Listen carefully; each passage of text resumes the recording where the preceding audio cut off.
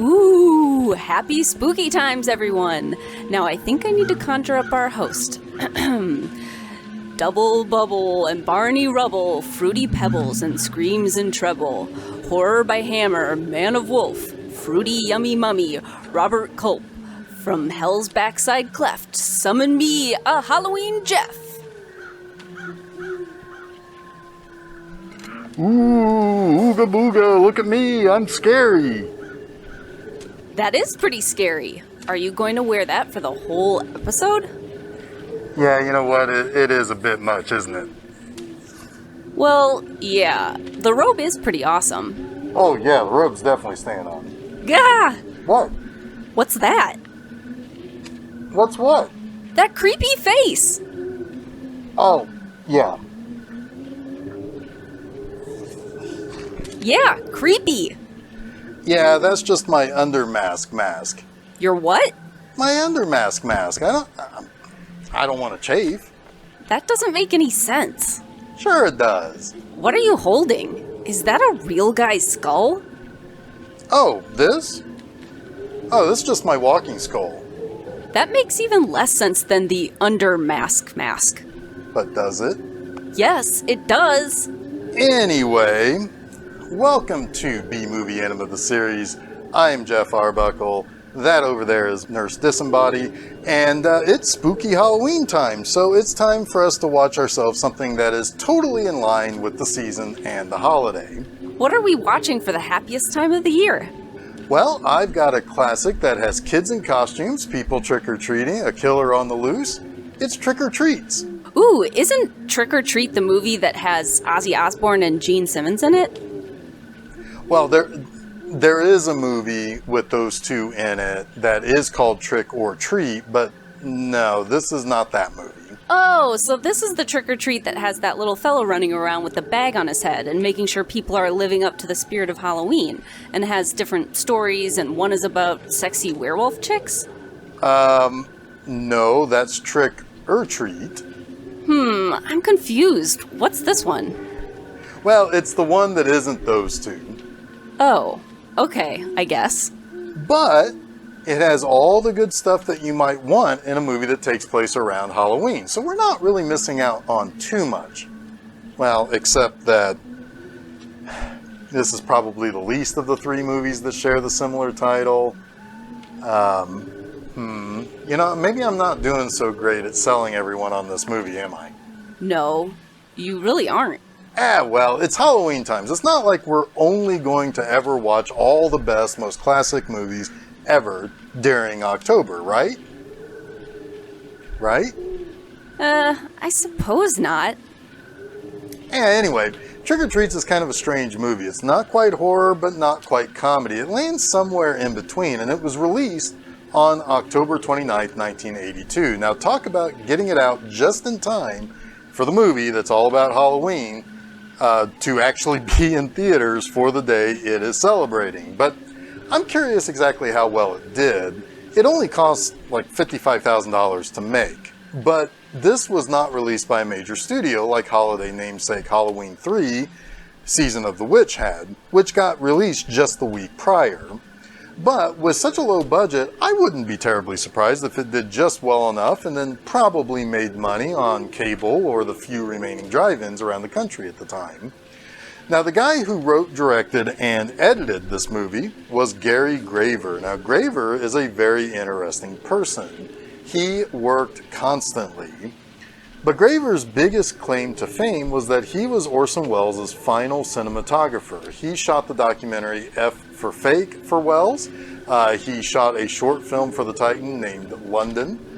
He was also the cinematographer for The Other Side of the Wind, which was shot over a 6 or 7 year period that Welles never finished in either his or Graver's lifetimes. It was eventually finished as best it could be and released in 2018.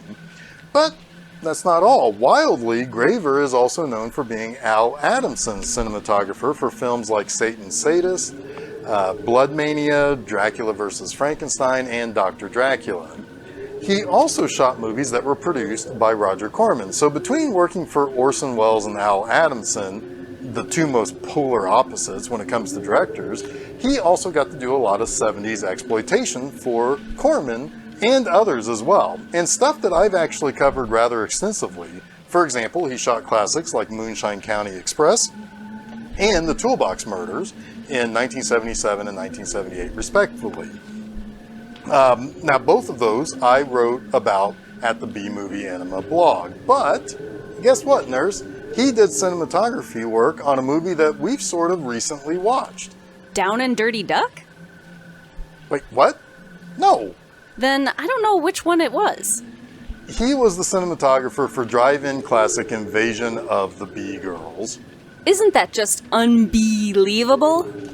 Yeah, well, Graver clearly had an exploitation eye, if you will. Again, he worked for Al Adamson and Roger Corman. He often worked with a lot of the same people multiple times too, including some of the folks in this movie we're going to watch this week. But there's something that is kind of a classic old Hollywood thing, particularly people who worked in movies in the 70s and 80s. Graver worked on a lot of porn, probably to make ends meet, because he didn't really work in any studio films or anything like that. He would write and direct pornos under the pseudonym Robert McCallum. He ended up making something like 135 adult films. One of those films, Unthinkable, won an AVN award in 1985 for Best All-Sex Video. AVN awards are basically the porn Oscars. He was ultimately inducted into the AVN Hall of Fame. Graver passed away in 2006, but before we get this movie started, I found this little story about Graver's relationship with Orson Welles kind of funny. Graver did not take pay from Welles when they worked together. When they were shooting a scene for The Other Side of the Wind, Welles used his Oscar that he won for co-writing Citizen Kane in the scene as a prop.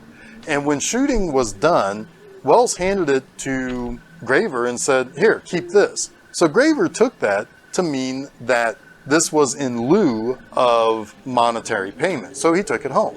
Some years later, Graver was needing some cash and sold the Oscar for $50,000 to a holding company who were themselves going to sell it at auction through Sotheby's, the famous auction house. However, Beatrice Welles, Orson's daughter, got wind of this and successfully sued Graver and the company that obtained the statue and got it back for herself. But let it be known that Beatrice also wanted to sell that statue and get cash for it. Finally, after all this, Beatrice Welles would not be allowed to sell the Oscar through Christie's, another famous auction house, because the Academy stepped in and put a stop to all of that. These days, it's my impression that the Academy won't just let you sell Oscars when you're strapped for cash. They would rather obtain the statues themselves for historical sake. But anyway, Nurse. What's up, Jeff? I think it is about time to get things started and feel the Halloween atmosphere and fright of trick or treats. Ooh, spooky.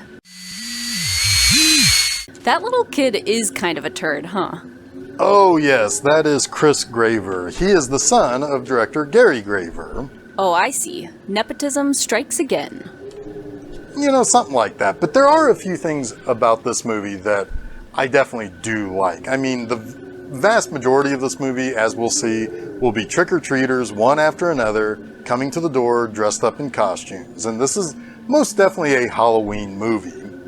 Okay, not the Michael Myers kind, just the normal slasher kind, where there are kids all over the place doing Halloween things, and the night seems to go on forever, and so forth. It definitely has all the fun atmosphere of Halloween. Hey, speaking of, how's it going over there? We getting any trick-or-treaters? You passing out the candy? Sure. You ate all the candy, didn't you? Not all of it. I left you some of those fun-sized mounds and Almond Joy bars. Oh, those are so gross. If it makes you feel any better, those Reese's pumpkins didn't taste quite right.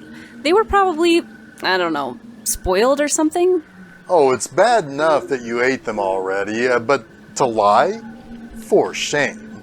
I am only but a weak human who cannot control herself around the Reese's pumpkins. Bummer. But anyway, Trick or Treats was released by Lone Star Pictures. Now, Lone Star Pictures International was formed in Texas, and they mostly did horror and other smaller budget kind of exploitation-like films. Lone Star eventually had a branch set up in California, but that was after this film was released. But I don't believe that Lone Star actually ever put up their own money for movies. I think they only did distribution type stuff. They're the type of company that buys up cheap distribution rights and just pumped out limited theatrical runs, toss them in the drive-ins around the country, and then get those movies out on VHS tapes for rental as the 80s boom of renting VHS tapes started to really pick up steam. But for Trick or Treats, we have a couple of pretty recognizable people in the opening scene, kind of setting the stage for everything that will happen later.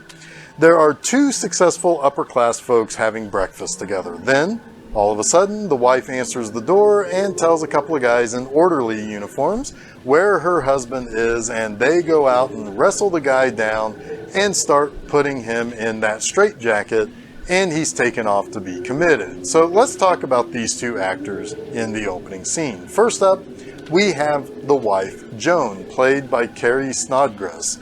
Her first role was an uncredited one in the seminal 1969 counterculture smash hit Easy Rider, but her first credited role was as Tina in Frank Perry's Diary of a Mad Housewife. She played the frustrated and unfulfilled wife of Richard Benjamin's clout-chasing lawyer Jonathan.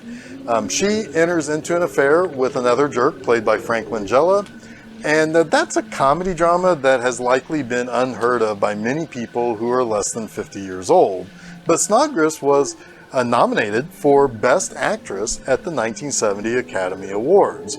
After getting that Oscar nomination, she wasn't in much of anything until the later part of the 70s, and that's because she was musician Neil Young's partner, and she left the business to care for their son, who had mild cerebral palsy. But when she came back, she appeared in some pretty recognizable movies like Brian De Palma's The Fury, then Clint Eastwood's Pale Rider, the Cannon Films Charles Bronson vehicle Murphy's Law, 8 Seconds starring Luke Perry, Blue Sky, and Wild Things. Then, throughout the 80s and 90s, Snodgrass appeared in just about every popular TV show for adults, from ER to Touched by an Angel to The X-Files to Highway to Heaven to In the Heat of the Night to Chicago Hope. She was not an insignificant actress and guest star on those shows, so she enjoyed a pretty decent career, but sadly she died in 2004 from heart failure. She was already awaiting a liver transplant when she passed. But let's shift gears to our primary antagonist of this movie. That little kid?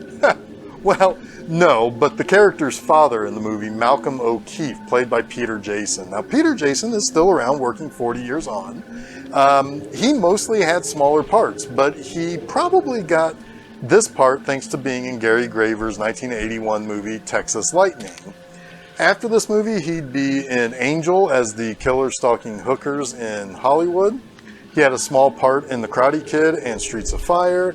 He was in the classic Richard Pryor and John Candy comedy remake, Brewster's Millions. And starting with 1987's Prince of Darkness, he appeared in a string of John Carpenter films. They Live, In the Mouth of Madness, Village of the Damned, Escape from L.A., and Ghosts of Mars. The only one of Carpenter's films that he didn't make it into during that run was Memoirs of an Invisible Man. He is probably best known, though, for appearing in 26 episodes of Deadwood as Con Stapleton. But man, just take a look at Peter Jason's filmography. He's got recognizable movies and TV shows all up and down that list of roles. We don't have the time to list them all. Just know that the guy has a hell of a career. He also has my favorite line in the movie. Is it when they are trying to put the straitjacket on him and he kept yelling, "Ah, Joan, stop, please help me"? Those were pretty good lines, weren't they? Are you sure this movie wasn't nominated for a Best Screenplay Oscar? Should have been, but no. When he's talking to his buddy in the insane asylum and the buddy calls him crazy, and he just looks at the guy and says, "You're crazy, I'm mad." That's some pretty good screenwriting. Now, let's get back to the movie, and when we do, we'll... Nurse, who are you on the phone with? You can get here that quick? Yeah, that's awesome. And you promise that won't hurt him? Oh, wait. Hang on a sec. What's that, Jeff? Best B-movie proctologist ever and light of my and everyone else's life? Are you calling the insane asylum? What? This? Nah, I'm ordering a pizza. What kind of pizza could you possibly be ordering that makes you ask if it will hurt me? Yeah, you need to get here as soon as you can, and yeah, bring that thing we just talked about. I really hope she's just asking for extra jalapenos on a pizza and not asking for the asylum to come pick me up.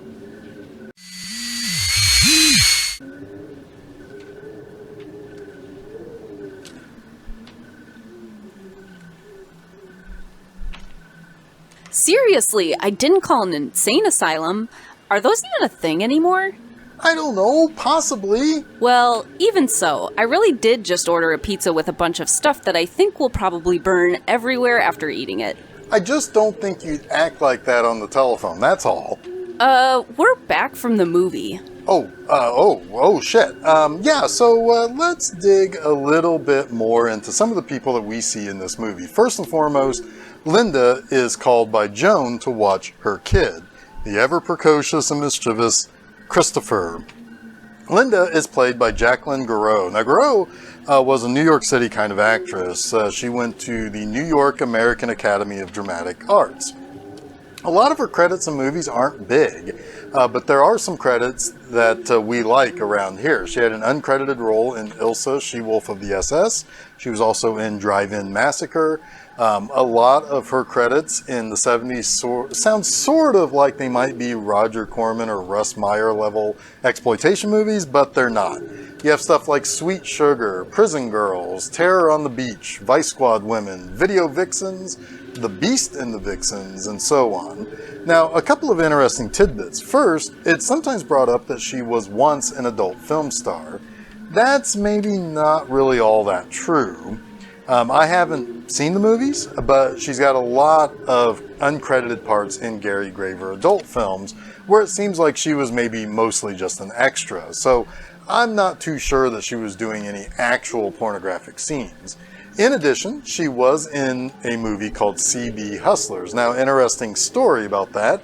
I originally selected that movie to appear as a second season movie for B-Movie Enema the series, but I had to kind of abandon it when it was not going to fly at all on YouTube, thanks to sex scenes that were pretty explicit. So, I guess you dodged the bullet there, nurse.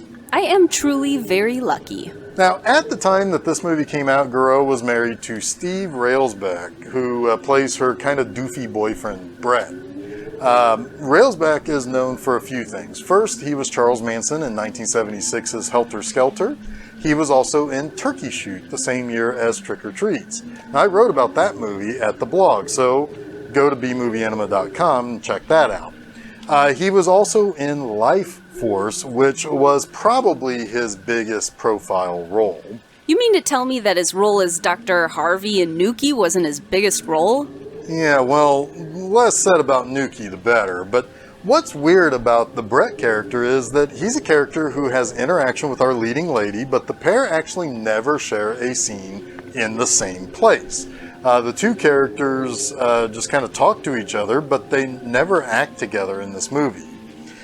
Just one of those weird things that happens in a movie that honestly doesn't really know what to do with its premise. I have a question. Did Christopher's parents, leave town? They had to pack and they had to get tickets. I assume those were plane tickets. Were they all going on vacation after? Well, I think Joan and Richard, Joan's new husband is Richard, actually left town.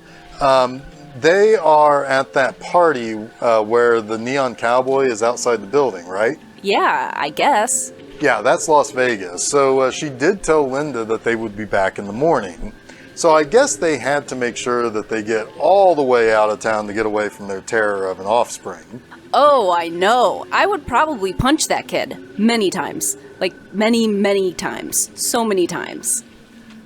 Yikes. So we'll come back around to that kid in just a little bit. But Richard, Joan's new dude, is, of course, David Carradine. David Carradine is in a ton of stuff, and he was kind of a go-to for a lot of cheap B movies. He was a TV star in Kung Fu, which then came back around some 20 years later for a kind of a sequel series. But he was in a lot of different genre type stuff. He's another guy who has been in so many things that I just don't have time to list them all. But you know that if that's the sort of stuff that he made his bread on, you know that's something that Quentin Tarantino would pick up on. And of course, he was cast to play the incredibly intimidating and menacing Bill in the Kill Bill movies.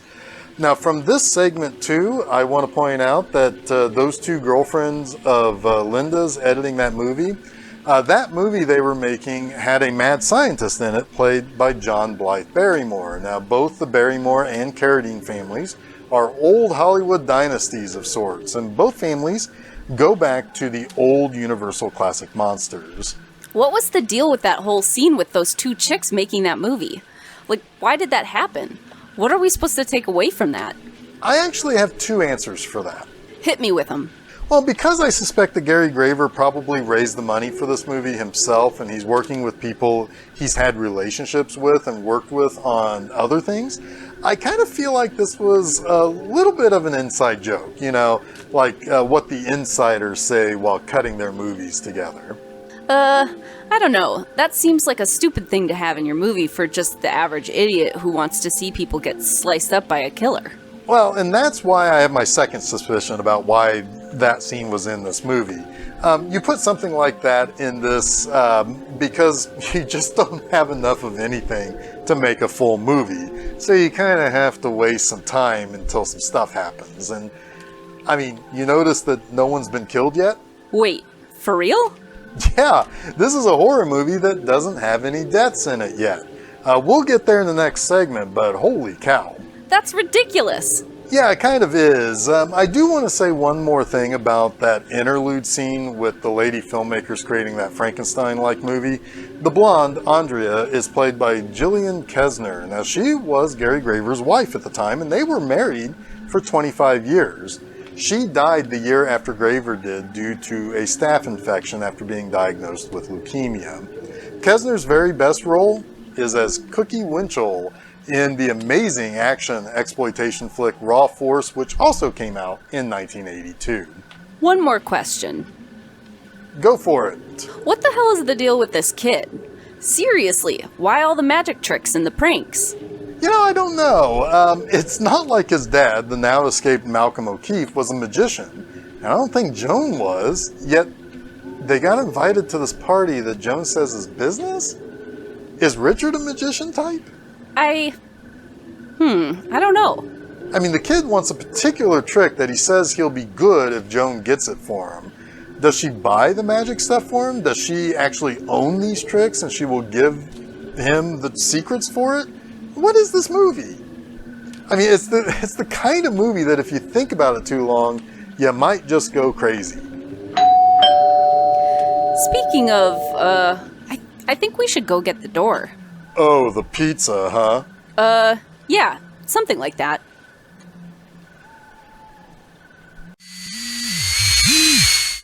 Oh my God, what a great pizza. That was so good.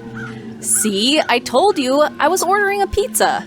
You know, I will never doubt you again, but you were right to ask about hurting. That was a lot of peppers and jalapenos and spicy sauce. This probably will hurt quite a bit coming out. Sometimes it's worth it. Oh, you are quite the trickster, just like that little Christopher kid. What can I say? I learned from the best. So, yes, little Christopher has to kill his own father to protect Linda from him. Not to mention that Malcolm thinks that Linda is his ex-wife, Joan. I guess he truly is crazy. I don't know. I mean, I definitely agree he's mad. Now, there are a couple of other recognizable faces that I want to point out in two of the oddest scenes of the movie. First, after Malcolm has escaped, he's dressed in a nurse's outfit. Boy, I sure can relate to that. Indeed you can, but he's getting literally catcalled all over the place. he can't walk down the street without getting asked for a date or to be bought and sold as a hooker. But he decides that he needs to get back into some more comfy, manly clothes. And he finds a couple of bums on the side of the street and decides to accost one in particular. This bum that he gets his clothes from is Paul Bartel, longtime Roger Corman player.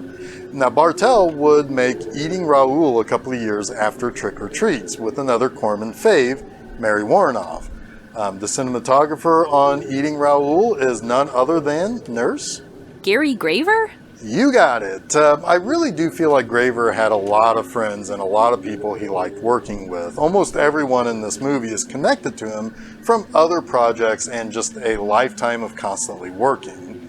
And I feel like that's how this movie got made on a slim $55,000 budget. There's a small time feel where you get your pals together and make a little movie. I can definitely appreciate that. But what about the nurse that Malcolm got the outfit from? Yes, that is Catherine Coulson. Now, in 1971, she became friends with David Lynch, and she did some behind-the-scenes work for him on Eraserhead. In fact, Jack Nance, who was the lead in that movie, that was her husband at the time. Lynch, being Lynch, I guess, said to Coulson that he had this image of her in his head where she's holding a log. 15 years later, he created the role of the Log Lady on Twin Peaks, specifically for her. She would appear in 12 episodes through the first 2 seasons. Then she appeared in the Twin Peaks movie Fire Walk with Me, and finally appeared posthumously in 5 more episodes on the revival show that was done in 2017. Her scene in this is utterly bonkers. I mean, she's talking about being attacked, but at first it sounds super sexual, and she kind of has to correct that. It's one of those things about this movie that is truly kind of wild. There is this kind of underlying skeleton of a comedy with the musculature of a horror film wrapped under the skin of a movie mostly taking place in one setting with just a couple of actors on screen at one time. And this is just a bizarre movie. I don't know if it's good or really bad. I mean, it takes the movie a full 70 minutes before anyone gets killed. And for a movie that is maybe supposed to, I don't know, maybe be a slasher movie, there's really only one death that we definitely see on screen, and that's the director's wife. I mean, I guess that's something to be examined, I guess. Yeah. Anyway, Linda totally dies too. Okay, we didn't see it, but we hear her screaming, and the dramatic freeze frame is great. But I gotta give it to you straight. Oh? Yeah, this movie is freaking great. Oh, now I sense your final thoughts coming on. You're damn right. I really like this movie. Sure, Linda seems a little too old to be babysitting for strangers. And sure, Jacqueline Gouraud is giving serious infomercial energy in her performance. She might be giving that little kid an almost sensual mouth-to-mouth after she thought he was dead in the pool. Yeah, maybe that kid is someone we should be punching and not babysitting, but you know what? That little kid stole the show.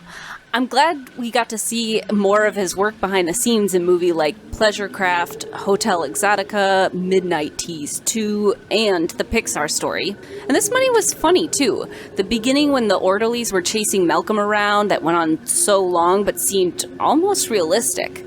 Did they really surprise Peter Jason and he was really running for his life? I wonder what I would do in that situation.